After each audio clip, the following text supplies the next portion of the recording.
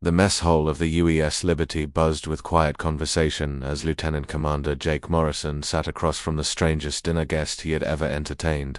Ambassador Zethkar of the Vortanian Empire picked at his specially prepared meal with 4 thin fingers while his large black eyes studied the humans around him. The diplomatic mission to the Centauri colonies had gone well, and now they were heading back to Earth with their unusual passenger.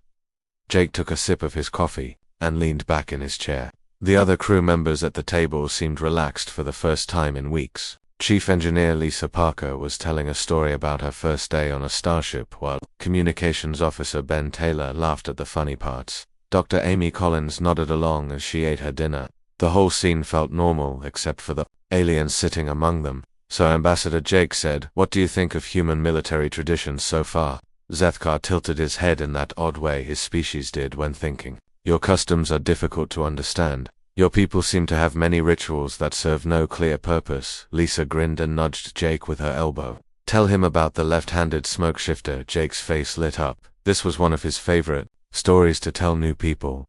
"Oh, this is a good one.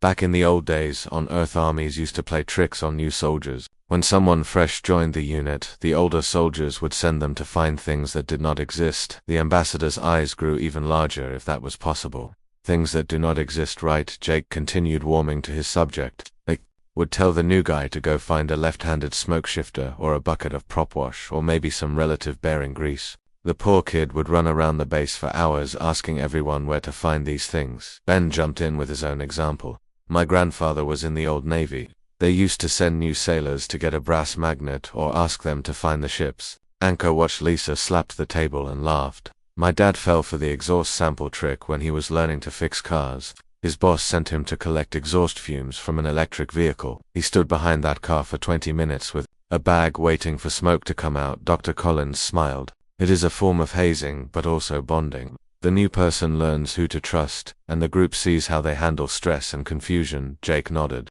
"Exactly. Nobody gets hurt, and everyone has a good laugh afterwards. The new soldier learns that sometimes people will try to fool them and they need to think things through. Plus it breaks the ice and makes them part of the team." Zethkar had stopped eating entirely.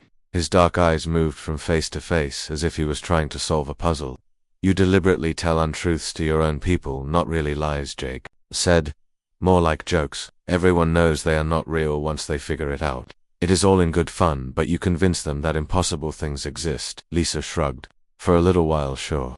Then they learn and maybe they play the same trick on the next new person. It is harmless." The ambassador's skin changed color slightly, becoming more purple than its usual blue. Jake had learned this meant the alien was upset or confused. "Your military personnel openly admit to using deception as a tool." "Well, when you put it like that, it sounds bad," Ben said. "But it is not really deception.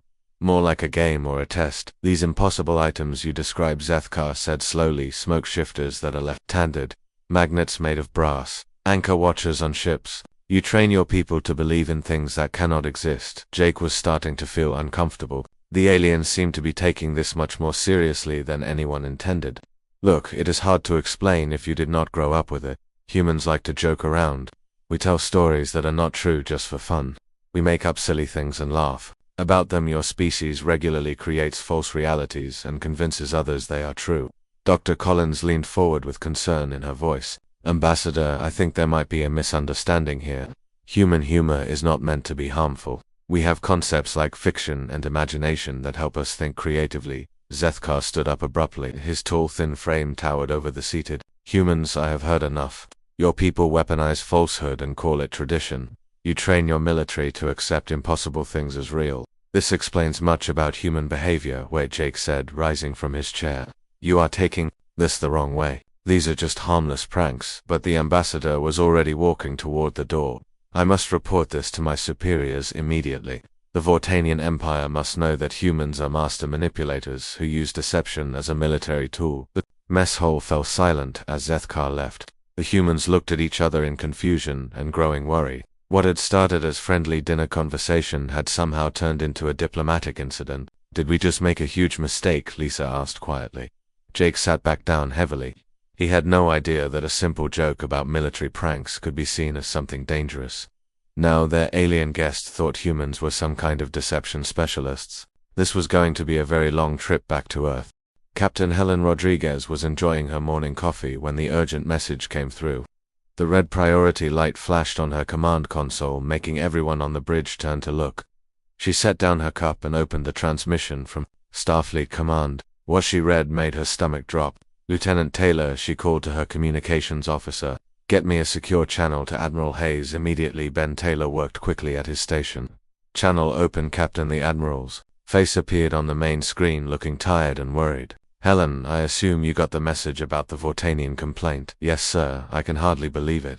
They are claiming we weaponized deception." Admiral Hayes rubbed his forehead. "It gets worse. The complaint has been filed with the Galactic Council, and it is spreading through every major communication network in known space. Species that have been our allies for decades are starting to question everything." Dr. Amy Collins stepped forward from her science station. "Admiral, may I suggest that this is a cultural misunderstanding. The Vortanians evolved from hive-minded insects. They literally cannot understand the concept of fiction or humor." "That may be true, Doctor, but the damage is already done.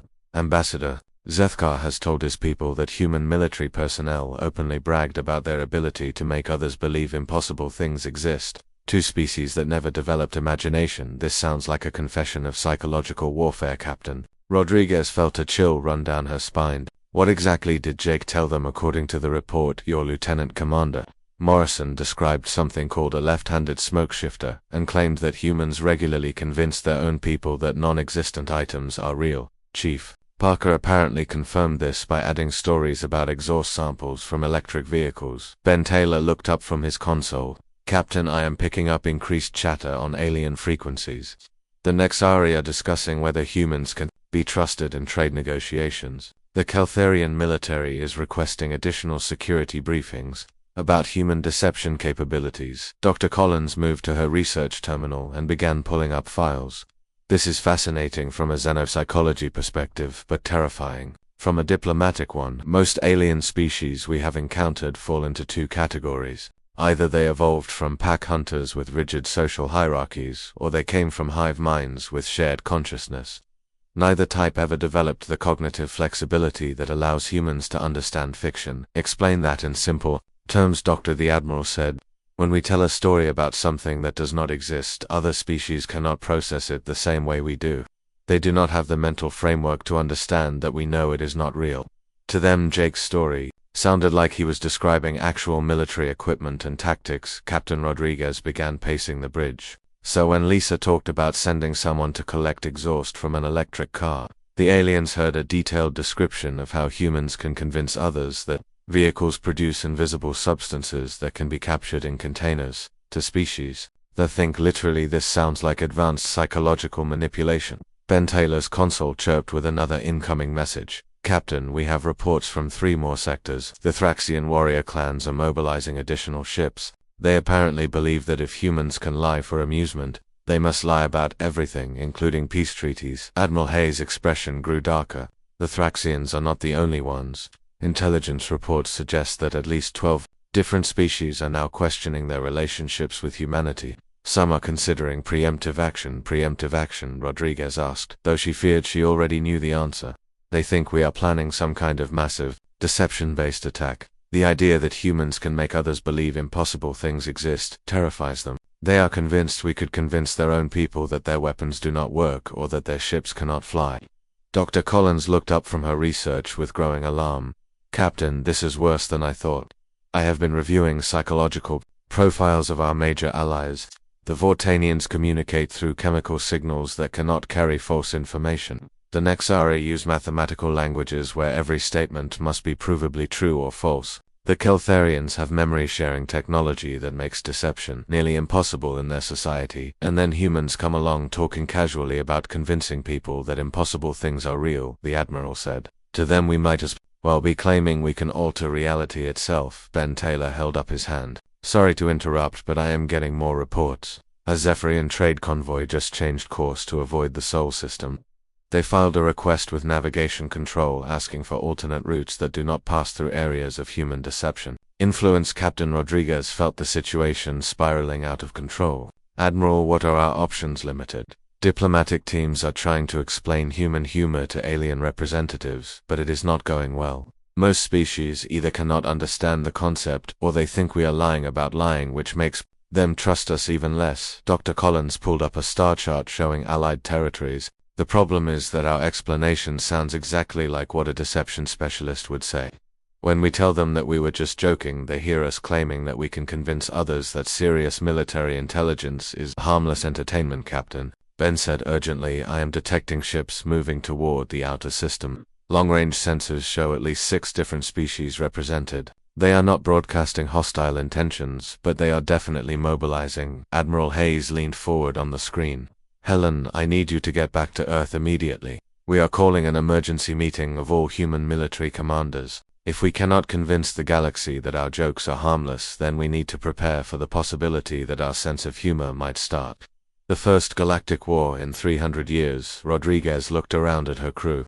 Jake Morrison had been trying to be friendly by sharing stories about military traditions. Lisa Parker had just been adding to the conversation with her own family memories. None of them had meant any harm, yet somehow their innocent dinner conversation had convinced alien species that humanity possessed some terrifying form of mental warfare. Set course for Earth maximum speed, she ordered. And Ben, yes Captain, monitor all alien communications. I want to know the moment anyone decides that humans are too dangerous to leave alone as the Liberty turned toward home. Rodriguez wondered if humanity's greatest strength might also be their greatest weakness. In a galaxy full of species that could only think in literal terms, maybe the ability to imagine impossible things was not a gift but a curse. The emergency meeting aboard the UES Constitution brought together every senior human commander in the fleet. Admiral Patricia Hayes stood at the head of the massive conference table, looking at faces that ranged from confused to deeply worried. The holographic displays around the room showed star charts marked with red zones where alien fleets were gathering. Ladies and gentlemen, the Admiral began, we are facing an unprecedented crisis. What started as a dinner conversation has escalated into a potential galaxy-wide conflict. Commander Stone will brief you on the current intelligence situation. Commander Rick Stone activated the central display, showing ship movements throughout known space. As of this morning, we have confirmed mobilization by 12 different species. The Vortanians are leading a coalition that includes the Nexari Collective, the Thraxian warrior clans, and the Keltharian Defense Force. They are calling it a containment operation. Captain Rodriguez raised her hand. Containment of what exactly? According to intercepted communications, they believe humanity has developed a new form of warfare based on psychological manipulation. They think we can convince entire populations that their own reality is false. Lieutenant Commander Jake Morrison shifted uncomfortably in his seat. This is insane. I told them about military pranks, jokes. How did that turn into a threat to galactic civilization? Dr. Collins stood up with a tablet in her hands. Commander, I have been studying this extensively. The problem is that most alien species literally cannot comprehend fiction. When you described the left-handed smoke shifter to Ambassador Zethkar, he heard you describing real military equipment with impossible properties. But I explained it was fake, which made it worse. From his perspective, you were claiming that humans can make fake things seem real to other people. To a species that evolved from hive minds where all thoughts are shared, this sounds like the ultimate weapon. Commander Stone brought up another display. The situation got much worse when comedian Danny Foster's stand-up routine was intercepted by Keltharian scouts. He made jokes about military intelligence being an oxymoron. The Keltharians interpreted this as evidence that humans have infiltrated and corrupted their intelligence networks. Admiral Hayes leaned forward. Show them the response. The display switched to show massive Keltharian dreadnoughts moving into defensive positions. The entire Keltharian fleet is now on high alert. They believe their military command structure has been compromised by human deception warfare. 3 other species have followed their lead. Captain Helen Rodriguez felt sick to her stomach. A comedian's joke caused this. The aliens don't understand humor, Dr. Collins explained.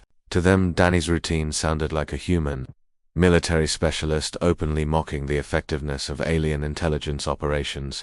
They think it proves we have already won some kind of psychological war they didn't even know was happening. Commander Stone highlighted another section of space. It gets worse. The Zephyrian Republic has declared a state of emergency after human diplomat Grace Murphy attempted to demonstrate harmless humor by telling a knock-knock joke during peace negotiations. The Zephyrians now believe humans can alter reality through verbal incantations. Jake Morrison put his head in his hands. This cannot be happening. We are going to start a war because aliens don't understand knock-knock jokes. Lieutenant Colonel Pete Johnson, who had been quiet until now, finally spoke up. Actually, the situation is even more complex than that. I was present at several diplomatic meetings where we tried to explain human culture. When I mentioned that human children learn the saying about sticks and stones, the alien representatives became convinced that humans have developed immunity to psychological warfare. Admiral Hayes activated another display showing the approaching coalition fleet. The combined alien force will reach the outer solar system in 72 hours. They are not coming to attack Earth directly. According to their communications, they plan to establish a quarantine zone to prevent human deception techniques from spreading to other species. A quarantine? Rodriguez asked. They want to isolate humanity until they can figure out how to defend against our alleged reality manipulation abilities. The problem is that any attempt to contain us will be seen as an act of war by human colonies throughout the galaxy. Dr. Collins pulled up psychological profiles on her tablet. I have been analyzing the mindset of our major allies. The species forming this coalition all share one common trait. They are terrified of concepts they cannot understand. To them, human creativity and imagination represent something fundamentally dangerous. Commander Stone nodded grimly. Intelligence intercepts suggest they believe humans can convince people that gravity works backwards, that time moves in circles, or that their own weapons will refuse to fire. They think we possess some form of mental technology that can rewrite the basic laws of physics in other people's minds. Jake Morrison looked around the table at his fellow officers. So what do we do? How do you convince someone that imagination is not a weapon that is the problem? Admiral Hayes said. Every attempt to explain human creativity just makes them more afraid. When we tell them that we make up stories for entertainment, they hear us describing advanced simulation technology. When we explain that we joke about impossible things, they think we are confessing to reality manipulation experiments. Lieutenant Colonel Johnson activated his own display, showing communication logs. The aliens have been sharing information about human behavior patterns. They have documented every time a human mentions something fictional or impossible. Science fiction movies, fantasy novels, even children's fairy tales are being analyzed as evidence of human deception capabilities. Captain Rodriguez stared at the data in disbelief. They think fairy tales are military intelligence from their perspective, Dr. Collins explained. Humans regularly create detailed descriptions of impossible worlds and impossible creatures. To species that cannot distinguish between fact and fiction, this looks like advanced psychological research into alternate realities. Commander Stone brought up the final display showing projected fleet movements. Based on current trajectories, the coalition forces will establish a blockade around the solar system within 3 days. They are not planning to attack, but they will prevent any human ships from leaving. Earthspace Admiral Hayes stood up and looked around the room. Ladies and gentlemen, we are facing a unique problem in military history. Our enemy is not attacking us because of our weapons or our territory. They are afraid of our sense of humor. The question is, what do we do about it? Jake Morrison raised his hand again. What if we just stop joking around? Would that convince them we are harmless? Too late for that, Commander Stone replied. They already believe we have these capabilities. Stopping now would just convince them that we are hiding our true abilities until we are ready to use them. The room fell silent as everyone absorbed the implications. Humanity's greatest strength had become their greatest liability, and now 12 alien civilizations were mobilizing to contain a threat that existed only in their imagination. The irony was not lost on anyone present. The species that had mastered the art of imagining impossible things was about to face a very real war because other species could not tell the difference between imagination and reality. The quantum communication chamber buzzed with desperate activity as human diplomats tried their last attempt at peaceful resolution. Grace Murphy sat across from a holographic projection of the Zephyrian Supreme Council while translators worked frantically to bridge the gap between human and alien understanding. The coalition fleet was now less than 48 hours from Earth, and this meeting represented humanity's final chance to avoid conflict. Honored council members, Grace began carefully. I want to assure you that human humor poses no threat to galactic stability. When I told the knock-knock joke during our previous meeting, I was simply trying to demonstrate a harmless cultural tradition.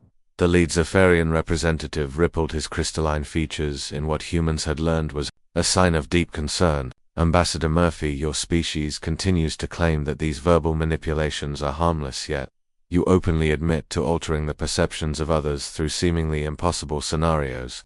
Lieutenant Colonel Pete Johnson leaned forward from his position as military attaché. With respect, council members, there seems to be a fundamental misunderstanding here.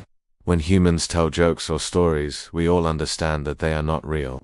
Nobody actually believes in the impossible things we describe, yet your own personnel have confirmed that humans regularly convince others that non-existent items are real. Another council member interjected. This Lieutenant Commander Morrison described elaborate scenarios where new military recruits are made to believe in left-handed smoke shifters and similar impossible devices. Grace felt her heart sinking as she realized the aliens were interpreting every explanation as further evidence of human deception capabilities. Those are pranks, she said. Harmless tricks that everyone laughs about afterwards. The new recruits learn that these things don't exist, and then they understand the joke. The Zephyrian leader's crystal body flashed a warning color. So you admit that humans can convince others that impossible things exist, and then later alter their perceptions again to make them believe the opposite. This demonstrates an unprecedented level of reality manipulation technology. Pete Johnson tried a different approach. Council members, human children, are taught from an early age that sticks and stones may break bones, but words can never hurt them. This is just a saying that helps us understand that verbal insults are not physically dangerous. The entire Zephyrian Council began flashing alarm colors simultaneously. Your species trains its young to be immune to psychological warfare while simultaneously developing the ability to weaponize language itself, the leader said in what could only be described as panic. This confirms our worst fears about human intentions. Grace exchanged worried glances with Pete. Every attempt to explain human culture was being twisted into evidence of military capabilities. Council members, please understand that we are not trying to threaten anyone. Humans simply have active imaginations that allow us to think creatively about problems and situations. You describe the ability to create false realities in your minds and then project them onto others. Another council member said, "This is exactly what our intelligence analysts predicted about human psychological warfare capabilities." On Earth, similar conversations were happening with representatives from all 12 species in the coalition.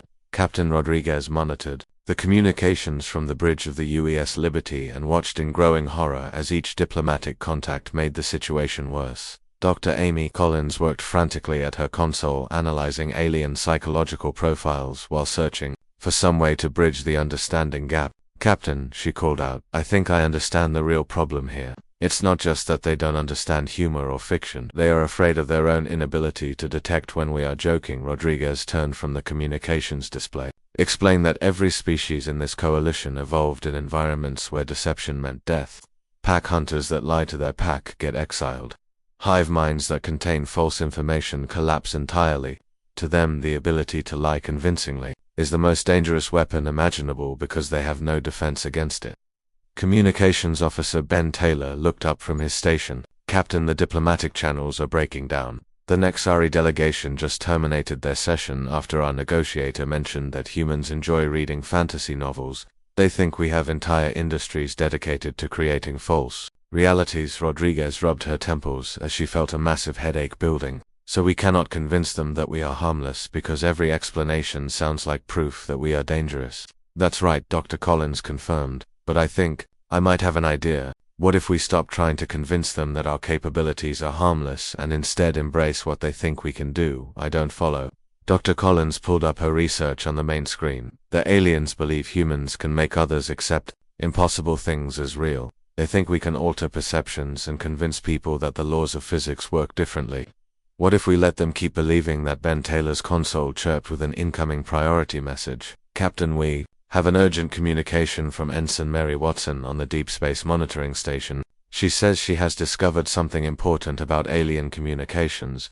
The screen flickered and Ensign Watson's face appeared. "Captain, I have been monitoring alien chatter for the past 72 hours and I noticed something strange. The Coalition fleet keeps asking each other how to detect human deception weapons. They are terrified that we might already be using our alleged capabilities against them." "Go on," Rodriguez said. "While they keep discussing scenarios where humans might convince their crews that their own ships don't work, or that space is actually solid, or that time is moving backwards.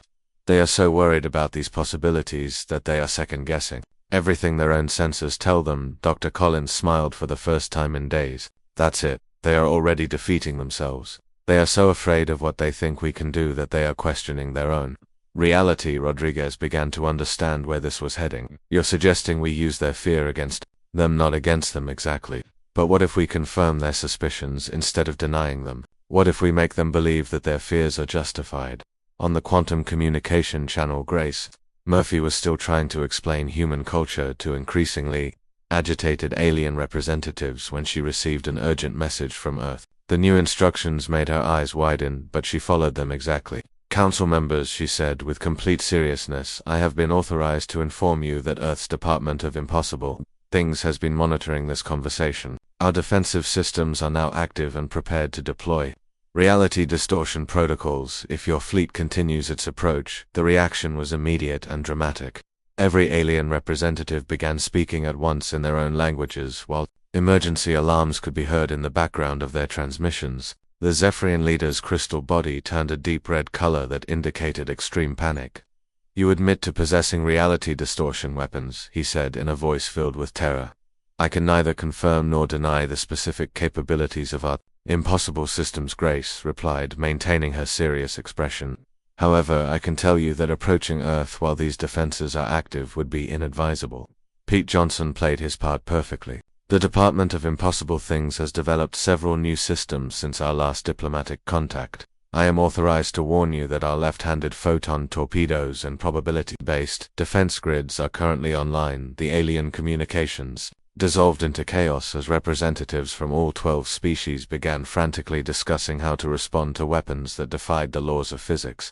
Meanwhile on Earth, the humans realized they had stumbled onto something remarkable.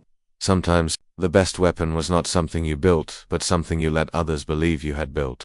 Admiral Patricia Hayes stood in the command center watching the tactical display with a mixture of amazement and terror as Operation Punchline unfolded. The Coalition fleet had stopped their advance and was now holding position at the edge of the solar system, apparently paralyzed by fear of weapons that existed only in human imagination.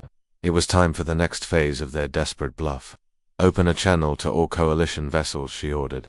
Jake, you're on, Lieutenant Commander. Jake Morrison took his position at the communications console, feeling the weight of the entire galaxy on his shoulders. The man who had started this crisis with a simple joke about military pranks was now about to deliver the performance of his lifetime. He cleared his throat and activated the transmission with the most serious expression he could manage. Coalition Fleet Commanders, this is Lieutenant Commander Morrison representing Earth's Department of Impossible Things, he began. You are hereby warned that continued approach toward the Sol system will result in activation of our reality distortion defensive grid. The response was immediate. Alien voices filled the communication channels as fleet commanders demanded clarification about human defensive capabilities.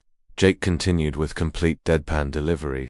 Our defensive systems include gravity wells filled with antimatter vacuum deployed around the outer planets, he announced. Any vessel attempting to breach the perimeter will find their matter interacting with the absence of antimatter in ways that violate several fundamental laws of physics. On the alien ships, panic spread through the command centers. The Vortane fleet commander immediately ordered his science officers to begin calculating how matter could interact with antimatter vacuum. The Nexari mathematicians started running equations to determine if gravity wells could contain substances that by definition could not exist. The Thraxian warriors demanded weapon scans to detect these impossible defensive systems. Chief Engineer Lisa Parker stepped forward to provide technical support for their elaborate fiction. Additionally, our shields are composed of crystallized time matrices that create temporal displacement fields around Earth, she said with the same serious tone Jake was using. Any weapons fired at our planet will arrive before they are launched, creating causality paradoxes that will prevent the attack from ever happening. The alien fleet response was even more dramatic. Long-range sensors detected several ships beginning emergency maneuvers to avoid areas where time might be crystallized. The Keltharian tactical officer reported to his commander that human shields were apparently made from solidified temporal energy, which was theoretically impossible but somehow operational. Dr. Amy Collins joined the broadcast to add scientific credibility to their impossible weapons. Our primary defensive system consists of probability torpedoes that alter the likelihood of successful attacks, she explained. These weapons don't destroy enemy ships, but instead make it statistically impossible for those ships to function. properly, the effect on the Coalition fleet was immediate and devastating to their morale. Ship after ship reported systems malfunctions as crews began to suspect that human probability weapons were already affecting their vessels. The Zephyrian commander ordered his crew to run diagnostics on every system, convinced that the humans had somehow made their ship less likely to work correctly. Ben Taylor monitored alien communications from his station and reported what he was hearing. Admiral, the Vortanian flagship is requesting instructions on how to detect crystallized time. 3 Nexari vessels are running continuous sensor sweeps, trying to locate antimatter vacuum pockets. The entire Thraxian battle group has slowed to half speed because they think moving too fast might trigger probability distortions. Admiral Hayes had to fight to keep from smiling. The bluff was working better than anyone had hoped. The aliens were so convinced that humans possessed impossible weapons that they were defeating themselves through sheer confusion and terror. Jake Morrison continued his broadcast, adding more fictional details to sell the deception. I am also authorized to inform you that our research division has successfully developed left-handed photon torpedoes, he said. These weapons rotate in directions that do not exist in normal spacetime, allowing them to hit targets that are not actually there. Lisa Parker expanded on this with technical specifications that sounded almost plausible. The left-handed photons are generated using reciprocating quantum flux capacitors that create handedness in particles that normally have no orientation, she explained. This allows us to fire weapons around corners in space and hit enemies from directions they cannot perceive. The Coalition fleet began spreading out into defensive formations designed to protect against attacks from impossible angles. Alien commanders ordered their science officers to develop countermeasures against weapons that fired left-handed particles, while tactical crews tried to detect incoming attacks from directions that did not exist. Dr. Collins provided the final touches to their fictional arsenal. Earth's Department of Impossible Things has also deployed recursive causality mines throughout the solar system, she announced. These devices create time loops that cause attacking vessels to be destroyed by their own weapons fire from previous iterations of the battle that have not yet occurred. The effect on alien morale was complete and total collapse. Reports came in of entire crews refusing to advance further, because they could not understand how to fight enemies who could attack them with weapons from battles that had not happened yet. The Vortanian admiral requested immediate consultation with his species' top theoretical physicists to understand how recursive causality mines could function. Admiral Hayes watched the tactical display as the Coalition fleet began a slow retreat from the solar system. The ships were not fleeing in panic, but rather conducting what their commanders called a strategic withdrawal to develop countermeasures against impossible human weapons. Admiral Ben Taylor reported, "We are receiving requests from multiple alien commanders asking for technical specifications on our defensive systems. They want to know how to detect probability torpedoes and crystallized time so they can avoid accidentally triggering them." Jake Morrison looked at Admiral Hayes for guidance. "What do I tell them? Give them what they want," she decided. "If they think we have impossible weapons, then we should act like we have impossible weapons." Jake returned to his broadcast. "Technical specifications for our defensive systems are classified under the Impossible Weapons Treaty of 2387, he announced. "However, I can confirm that detection of probability torpedoes requires scanning for mathematical contradictions in local spacetime, while crystallized time can be identified by looking for areas where cause and effect operate in reverse chronological order." The alien fleet began immediately implementing scanning procedures to detect mathematical contradictions and reversed causality. Their science officers worked frantically to develop sensors that could identify impossible phenomena, while their tactical crews prepared defensive measures against weapons that, by definition, could not exist. Operation Punchline had succeeded. Beyond all expectations, the Coalition fleet was retreating not because of actual human military might, but because they were convinced that humanity possessed weapons that could make reality itself unreliable. The galaxy's most powerful military forces had been defeated by pure imagination and the aliens' own inability to distinguish between fiction and fact. 6 months after Operation Punchline, the galaxy had settled into a new and unusual state of equilibrium. Commander Jake Morrison now held the distinguished title of Director of Theoretical Warfare and maintained an office in what had once been a storage facility but was now officially designated as Earth's Department of Impossible Things. His job description was unlike anything in military history, as he was responsible for maintaining galactic peace through the careful management of fictional weapons. The transformation had been remarkable to witness. The Coalition fleet had not only retreated from the solar system but had also established a formal exclusion zone around Earth, which they designated as a reality distortion field. Star charts throughout known space now carried warnings about the Sol system, advising ships to maintain safe distances from areas where the laws of physics might be unreliable. Captain Helen Rodriguez walked through the corridors of the UES Liberty, reading reports that still made her shake her head in disbelief. Trade negotiations with the Nexari Collective now included formal clauses acknowledging that humans might possess probability-altering technology. The Thraxian warrior clans had added special training modules to their military academies, teaching young warriors how to recognize when reality had been compromised by human deception weapons. Dr. Amy Collins had become Earth's leading expert on what she called applied fictional science. Her research department regularly published papers describing theoretical advances in impossible weapons technology. Recent publications included detailed discussions of temporal paradox generators and essays on the practical applications of crystallized time in defensive systems. The irony of the situation was not lost on anyone involved. Humanity's greatest military asset was not their technology or their strategic brilliance, but simply their ability to imagine things that could not exist, and describe them convincingly to species that could not tell the difference between imagination and reality. Ben Taylor monitored communications from his new position as Chief of Impossible Intelligence and regularly intercepted alien discussions about human capabilities. The conversations were both amusing and concerning, as various species tried to develop countermeasures against weapons that existed only in human creativity. Commander Morrison, Ben called from his station. "We have another request from the Keltharian Defense Force. They want to know if our left-handed photon torpedoes can be detected using right-handed sensor arrays." Jake looked up from the report. He was writing about advances in recursive causality, mind technology. "Tell them that detection requires sensors capable of perceiving rotational directions that exist perpendicular to normal space," he replied. "Suggest they consult their theoretical physics department about developing transdimensional scanning equipment." The beauty of their situation was that every fictional answer Jake provided only reinforced alien beliefs about human capabilities. When he described impossible detection methods, the aliens assumed these were real technologies that humans had already mastered. Their attempts to develop similar capabilities always failed, which only proved to them how advanced human science had become.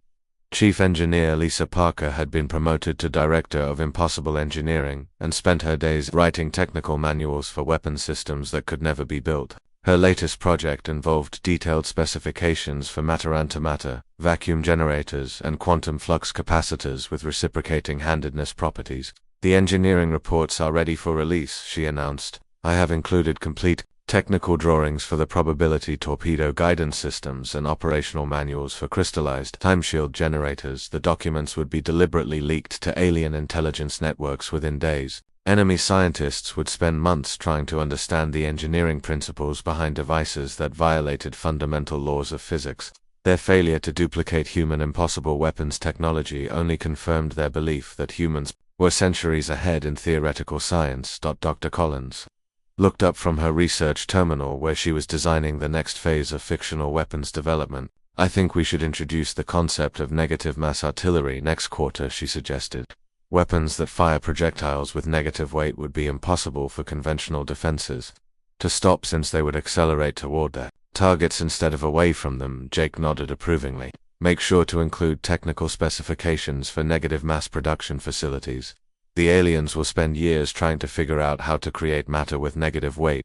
The Department of Impossible Things had become one of the most important military installations in human space, even though it contained no actual weapons. Its power lay entirely in the collective imagination of its staff and the inability of alien species to distinguish between creative fiction and military intelligence. Admiral Patricia Hayes visited regularly to review their progress and marvel at how effectively they were maintaining galactic peace through pure storytelling. "Any word from the outer colonies?" she asked during her latest briefing.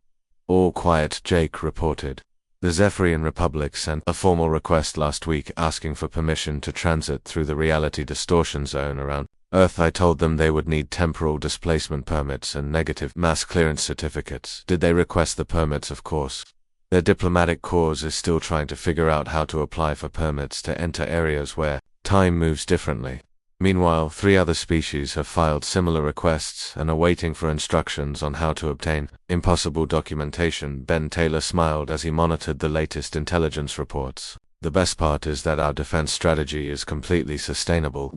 We never have to actually build anything or deploy real weapons. As long as we keep describing new impossible technologies, the aliens will keep believing we have capabilities they cannot match. The situation had evolved into something unprecedented in galactic history. Humanity had achieved military dominance not through superior firepower or advanced technology, but through the simple application of creativity and imagination. In a universe full of literal-minded species, the ability to think about impossible things had become the ultimate strategic advantage. Lisa Parker put down her latest engineering report and looked around at her colleagues. 6 months ago we were worried about starting a galactic war because aliens didn't understand jokes. Now we are maintaining galactic peace because aliens believe our jokes are real. Jake Morrison reflected on the strange journey that had brought them to this point. A simple story about left-handed smoke shifters told during dinner. Conversation had somehow evolved into humanity's primary defense strategy.